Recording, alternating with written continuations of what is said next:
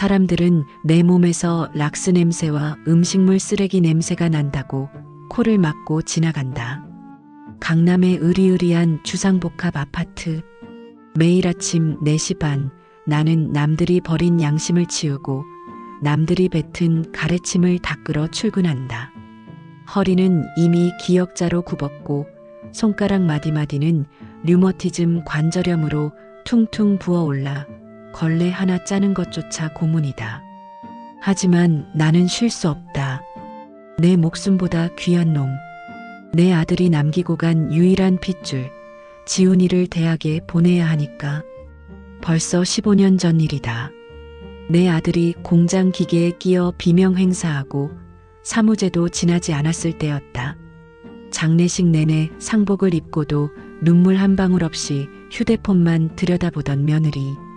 그 눈빛이 뱀눈처럼 차갑다고 생각은 했지만 설마 갓 태어난 핏덩이를 버리고 갈 줄은 꿈에도 몰랐다. 아들이 죽고 나온 산재 보상금 2억. 그 돈이 입금되자마자 며느리는 그 돈을 몽땅 인출해 사라졌다. 안방 요람에는 탯줄도 겨우 떨어진 생후 3개월짜리 손자 놈만 덩그러니 남겨둔 채였다. 쪽지 한 장 없었다.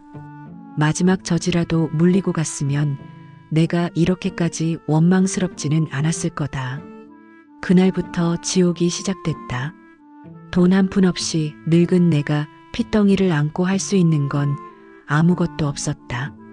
분유한 통살 돈이 없어서 쌀을 불려 맷돌에 갈았다. 그걸 끓여서 뽀얀 미음을 만들어 젖병에 담아 물렸지만 젖비린 내가 그리운 아이는 혀로 밀어내며 자지러지게 울어댔다. 밤새도록 우는 아이를 업고 단칸방을 서성였다. 내 말라비틀어진 빈 젖을 아이 입에 물리며 제발 그만 울어달라고 할미가 죽을 죄를 졌다고 같이 울었다. 동네 사람들은 시끄럽다고 벽을 쾅쾅 쳐댔다. 한겨울 보일러 기름값이 없어서 나는 아이를 내 배 위에 올려놓고 잤다. 내 늙은 체온이라도 나눠줘야 아이가 얼어 죽지 않을 것 같았다. 새벽에 눈을 떴을 때 아이 숨소리가 들리지 않으면 심장이 덜컥 내려앉아 아이 코 밑에 손가락을 대보곤 했다. 살아있구나. 내 새끼가 아직 살아있구나. 기저귀 살 돈이 떨어졌을 땐 헌 옷수거함을 뒤져 남들이 버린 면 티셔츠를 주워왔다. 그걸 가위로 오려 천 기저귀를 만들어 채웠다. 내 손은 똥기저귀를 빠느라 겨울이면 갈라져 피가 났고 여름이면 짓물렀다. 시장에서 배추 시래기를 주워다 국을 끓여 먹으면서도 손주놈 입에는 우유 한 방울이라도 더 넣으려고 나는 물로 배를 채웠다. 그렇게 키웠다. 내 아들놈 잡아먹은 팔자라고 손가락질 받으면서도 이 아이가 나를 보고 한미 한미하며 처음 웃어주던 날 나는 맹세했다. 내 목숨이 붙어있는 한 너를 굶기지는 않겠다고. 그렇게 15년을 남의 집 변기를 닦고 계단을 쓸며 버텨왔다. 지훈이는 다행히 제 아비머리를 닮아 공부를 잘했다. 학원 한 번 못 보냈는데도 전교 1등을 놓치지 않는 착한 내 새끼. 오늘도 그 녀석 등록금을 위해 쓰레기 분리수거장에서 캔을 밟고 있는데 저쪽에서 고급 외제차 한 대가 미끄러지듯 들어왔다. 내가 일하는 이 아파트 펜트하우스에 새로 이사온 사람이라고 했다. 차 문이 열리고 온몸을 명품으로 휘감은 여자가 내렸다. 선글라스를 끼고 있었지만 나는 단번에 알 수 있었다. 15년 전 내 아들의 목숨값을 들고 튀었던 그년. 내 손자를 헌신짝처럼 버리고 간 짐승만도 못한 며느리. 심장이 멎는 것 같았다. 나도 모르게 들고 있던 집게를 떨어뜨렸다.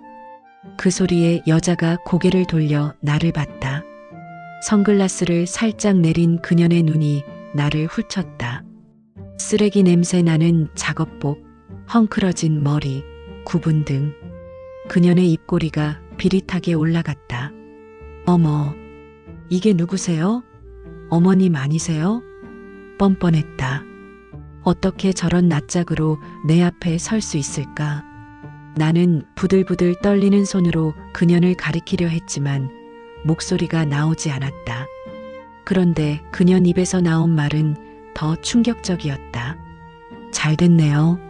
안 그래도 찾으려고 했는데. 지훈이. 잘 컸죠? 걔 어디 있어요? 모성애? 아니, 그 눈빛은 15년 전과 똑같았다. 탐욕. 그리고 무언가 급박한 목적. 그녀는 지금 아들이 보고 싶어서 온 게 아니다. 알고 보니 그년 재혼해서 낳은 아들이 하나 있는데 백혈병이란다. 골수 이식이 필요한데 가족 중에 맞는 사람이 없단다. 그래서 생각난 게 15년 전 버리고 간 전 남편과의 사이에서 낳은 아들 지훈이었다. 내 손주 뼈골을 빼서 지가 새로 낳은 새끼를 살리려고 온 것이다. 하늘이시여, 어찌 인간의 탈을 쓰고 이럴 수 있습니까? 내 아들 목숨값으로 호의호식하며 살다가 이제는 내 손주 몸에 칼을 대겠다고? 나는 빗자루를 고쳐쥐었다. 15년 전 울다 지쳐 잠든 핏덩이를 안고만 있던 힘없는 노인네가 아니다. 지훈이를 지키기 위해서라면 나는 기꺼이 악귀가 될 것이다. 내 눈에 흙이 들어가기 전에는 어림없다. 썩 꺼져라. 하지만 그녀는 웃고 있었다. 돈으로 안 되는 게 어디 있냐는 듯 가난에 찌든 내 현실을 비웃으며. 그래, 어디 한번 해보자. 이 늙은 할미가 며느리 너를 어떻게 지옥으로 끌고 들어가는지 똑똑히 보여주마. 돈이 원수다.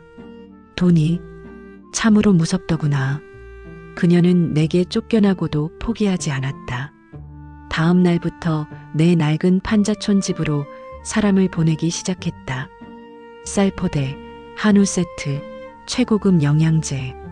내가 평생 구경도 못 해본 것들이 좁은 현관에 쌓여갔다. 나는 그것들을 마당에 내던지고 소금을 뿌렸다. 하지만 내 마음을 흔든 건 그 물건들이 아니었다. 어느 날 저녁 그년이 내게 건넨 봉투 하나. 지훈이의 유학 계획서였다. 미국 아이비리그 대학 입학 보장, 학비 전액 지원, 최고급 아파트 제공, 그리고 내 앞으로 된 10억짜리 통장. 어머님, 지훈이 저렇게 개천에서 용쓰게 놔두실 거예요? 애 미래를 생각하셔야죠. 제 아들 살려주시면 지훈이는 황제처럼 살게 해줄게요. 그 말이 비수가 되어 내 가슴을 찔렀다. 나는 그날 밤 독서실에서 돌아온 지훈이의 뒷모습을 한참이나 바라봤다. 다해진 운동화 뒤축, 작아서 소매가 껑충 올라간 교복 자켓, 문제집 살 돈이 아까워 지우개로 빡빡 지워가며 다시 푸는 그 굽은 등을 보는데 가슴이 미어졌다. 내 자존심 때문에 저 어린 것의 앞길을 막고 있는 건 아닐까? 내 아들의 뼈골을 빼먹은 년이지만 그래도 지훈이에겐 생물학적 어미가 아닌가. 눈 딱 감고 보낼까?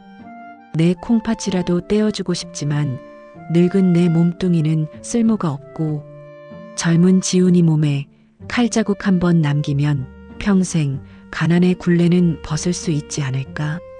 나는 흔들렸다. 정말 죽고 싶을 만큼 비참하지만 가난이 지긋지긋해서 흔들렸다. 하지만 그 망설임이 죄가 되었다. 내가 우물쭈물하는 사이 그년이 선을 넘었다. 내 허락도 없이 지훈이 학교 앞으로 찾아간 것이다. 동네 시장에서 콩나물을 다듬고 있는데 이웃집 여편네가 헐레벌떡 뛰어왔다. 지훈 할매, 큰일 났어. 어떤 여자가 학교 앞에서 지훈이를 차에 태우려고 실랑이를 해. 앞치마를 벗어 던지고 미친 듯이 학교로 뛰었다. 숨이 턱 끝까지 차오르고 심장이 터질 것 같았지만 멈출 수 없었다. 교문 앞 고급 세단 옆에서 그년이 지훈이의 팔을 붙잡고 있었다. 지훈이는 겁에 질린 표정으로 뿌리치고 있었고, 지훈아, 엄마야. 엄마가 널 얼마나 보고 싶었는지 아니? 일단 차에 타. 맛있는 거 먹으러 가자. 이거 놓으세요. 전 엄마 없어요. 우리 할머니 오기 전에 가세요. 내가 달려들어 그년의 머리채를 휘어잡으려는 순간 그년이 소리를 질렀다. 너 동생이 죽어가. 내 동생이 죽어간다고. 너랑 피 섞인 동생인데 그것도 모른 척 할 거니? 내 아빠가 그렇게 가르치든 천한 거 티 낼 거야? 순간 세상이 정지한 것 같았다. 지훈이의 눈동자가 흔들렸다. 그 착한 아이는 동생이 죽어간다는 말에 엄마라는 여자 눈물 연기에 얼어붙어 버렸다. 그녀는 지훈이가 흔들리는 틈을 타 비열한 웃음을 흘리며 쐐기를 박았다. 수술만 해주면 너랑 할머니 평생 돈방석에 앉게 해줄게. 할머니 저렇게 청소 부일 안 해도 돼. 내가 효도하는 거야. 응? 나는 짐승 같은 비명을 지르며 그년의 뺨을 후려갈겼다. 짜! 소리가 교문 앞에 울려 퍼졌다. 이 천하의 몹쓸 년. 내가 감히 어디서 효도를 입에 올려. 내가 훔쳐간 내 남편 목숨값으로 모자라. 이제 자식놈 골수까지 탐을래. 내가 사람이냐? 내가 사람이야. 바닥에 쓰러진 그년이 도끼를 품고 나를 노려봤다. 이 늙은이가 진짜. 너 선택해. 평생 똥냄새 나는 할망구랑 반지하에서 썩을래. 아니면 엄마랑 미국 가서 떵떵거리고 살래. 모든 시선이 지훈이에게 쏠렸다. 나는 피가 끓는 심정으로 내 새끼를 쳐다봤다. 제발 흔들리지 마라. 아니, 차라리 가거라. 가서 잘 살아라. 내 마음속에서 두 개의 목소리가 싸우고 있었다. 그때였다. 지훈이가 내 떨리는 손을 꽉 잡았다. 그리고 그년에게 또렷하게 말했다. 아줌마. 엄마가 아니라 아줌마였다. 착각하시나 본데 우리 할머니한테서 똥냄새 안 나요. 락스 냄새가 나죠. 나 키우느라 매일 락스 만져서 손톱이 다 문드러지셨으니까요. 지훈이의 눈에서 굵은 눈물이 뚝뚝 떨어졌다. 내 동생? 피가 섞여? 웃기지 마세요. 내 가족은 나 배고플 때 맹물로 배 채우면서 내 밥그릇 채워준 우리 할머니뿐이에요. 10억? 100억을 줘도 내 골수 피 한 방울 못 줘요. 왜냐하면 이건 할머니가 뼈를 깎아서 만든 몸이니까요. 지훈이는 내 손을 이끌고 뒤돌아섰다. 할머니 가자. 집에 가서 밥 먹자. 나 배고파. 나는 그제야 참았던 울음을 터뜨리며 아이의 등을 끌어안았다. 뒤에서 그년이 악에 받쳐 고래고래 소리를 질렀다. 너 후회 안 해? 내가 이대로 물러날 것 같아? 내 아들 잘못되면 너희 둘 다 가만 안 둬. 이 거지 같은 것들아. 그래, 들리느냐? 저게 바로 내 며느리였던 여자의 본 모습이다. 하지만 나는 더 이상 두렵지 않다. 내 새끼가 나를 지키겠다고 했다. 호랑이 새끼는 호랑이가 된다더니 내 손주가 이제 다 컸다. 이제 내 차례다. 지훈이가 어른이 되어 나를 지켜줬으니 이제 이 할미가 늙은 짐승의 이빨을 드러낼 차례다. 그년이 가진 가장 소중한 것. 돈? 명예? 아니, 그년이 지금 누리고 있는 그 가짜 행복을 산산조각 내주마. 나는 그날 밤 장롱 깊숙한 곳에서 15년 전 아들이 죽기 전 남겨뒀던 녹음기 하나를 꺼냈다. 그녀는 몰랐을 거다. 내 아들이 죽어가면서 그녀를 의심해 남겨둔 마지막 증거가 있다는 것을. 전쟁이었다. 그것도 아주 비열하고 더러운 전쟁.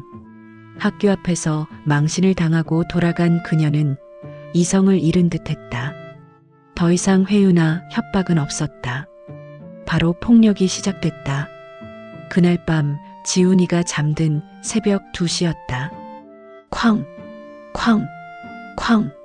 낡은 현관문이 부서질 듯 울렸다. 놀란 가슴을 부여잡고 나가보니 덩치 큰 남자 셋이 서 있었다. 술 냄새와 함께 험악한 분위기가 좁은 골목을 메웠다. 여기 김지훈 학생 집 맞죠? 사모님이 모셔오랍니다. 그 뒤로 외제차 안에서 팔짱을 끼고 우리를 노려보는 그년의 얼굴이 보였다. 이제는 법이고 도덕이고 필요 없다는 시기였다. 납치라도 해서 데려가겠다는 심산이었다. 안 된다. 누굴 마음대로 데려가려 해. 당장 꺼져라. 내가 온몸으로 문을 막아서자 덩치 하나가 나를 짐짝처럼 밀쳐냈다. 나는 힘없이 날아가 신발장 모서리에 이마를 찧었다. 뜨거운 피가 눈을 가렸다. 할머니, 잠에서 깬 지훈이가 뛰쳐나와 쓰러진 나를 감싸 안았다. 녀석의 눈에 불꽃이 일었다. 지훈이가 부엌에서 식칼을 들고 나와 남자들을 겨눴다. 가까이 오지 마. 한 발자국만 더 오면 다 죽여버릴 거야. 경찰에 신고해, 빨리. 17살 아직 어린 내 손주가 나를 지키겠다고 덜덜 떨면서 칼을 들고 서 있었다. 저 어린 것이 무슨 죄가 있어서 이런 꼴을 당해야 한단 말인가. 피가 흐르는 눈으로 그년을 쳐다봤다. 차창 너머로 보이는 그녀는 웃고 있었다. 자기 아들을 납치하러 깡패를 보내놓고 그 아들이 공포에 질린 모습을 보며 즐기고 있었다. 맞지? 내 할미가 너 때문에 피 흘리는 거. 순순히 따라와. 안 그러면 이 판잣집 오늘 밤에 불질러 버릴 테니까. 그년의 서늘한 목소리가 밤 공기를 갈랐다. 그 순간 나는 깨달았다. 저것은 사람이 아니다. 자식 잃은 슬픔에 미쳐버린 괴물이 아니라 그냥 태생이 악귀인 것이다. 경찰 사이렌 소리가 들려오자 남자들은 썰물처럼 빠져나갔다. 그년의 차도 굉음을 내며 사라졌다. 난장판이 된 집안, 깨진 살림살이들. 지훈이는 칼을 떨어뜨리고 내 품에 안겨 아이처럼 엉엉 울었다. 할머니, 미안해. 나 때문에. 내가 그냥 갈게. 내가 가서 골수 주고 올게. 그러니까 제발 이러지 마. 피범벅이 된 내 얼굴을 닦아주며 무너지는 손주를 보며 나는 내 안에 마지막 남은 인간성마저 버리기로 했다. 그래, 내가 이렇게 나온다면 나도 방법이 있다. 내 소중한 보금자리를 부수고 내 손주의 영혼을 난도질했으니 나도 내년이 가장 아끼는 것을 부숴주마. 나는 지훈이를 재운 뒤 깨진 장롱 밑바닥을 더듬었다. 다행히 무사했다. 15년 전에 진실이 담긴 그 작은 기계가 내 손에 쥐어졌다. 나는 붕대를 감은 이마를 모자로 푹 눌러쓰고 품 안에 녹음기를 챙겼다. 지훈이는 학교에 갔다. 할머니가 다 해결할게. 너는 공부만 해. 내 새끼 절대 기죽지 말고. 아이의 등 뒤에서 나는 마지막 거짓말을 했다. 오늘이 지나면 너는 살인자의 아들이라는 꼬리표를 달지도 모르지만 그래도 이 할미는 멈출 수 없다. 그년이 있는 대학병원 VIP 병동. 엘리베이터 거울 속에 비친 내 모습은 초라하기 그지없었다. 피 묻은 작업복 점퍼, 흙투성이 신발. 하지만 내 눈빛만큼은 그 어느 때보다 형형하게 살아있었다. 병실 앞 복도는 소란스러웠다. 그년의 남편이라는 사람, 꽤나 유명한 기업 회장이라더니 기자들과 수행원들이 진을 치고 있었다.